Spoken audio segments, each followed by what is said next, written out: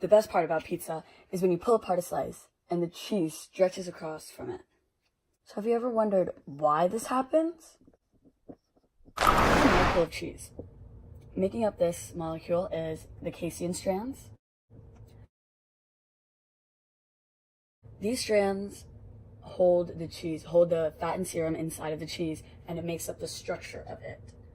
Here is the fat and serum that it holds. But holding the casein strands together so that they don't fall apart is the calcium molecules.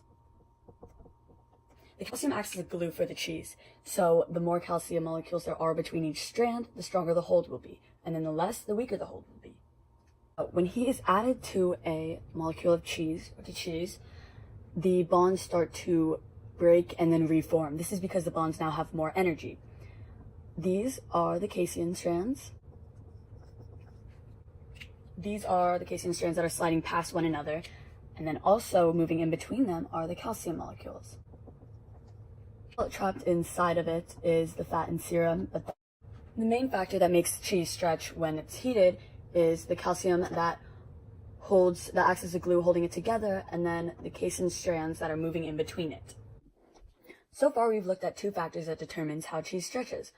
One is the structure of the cheese and the molecules, by how many casein molecules are in it to begin with. Another is the addition of heat, which allows the bonds to break and then reform. And then the third one is acid. Adding acid to cheese dissolves the calcium.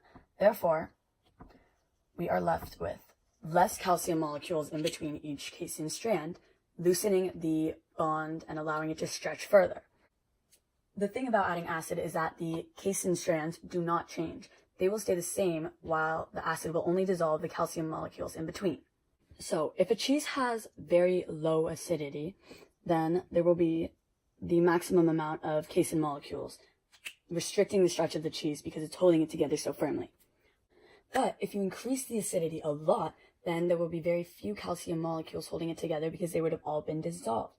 Therefore, the casein strands will attract together and make the cheese very loosely held together. Dry, brittle cheese like Parmesan won't be able to melt and stretch. Meanwhile, mozzarella, which is a very moist cheese with a medium acidity, will be able to stretch very well when it's heated.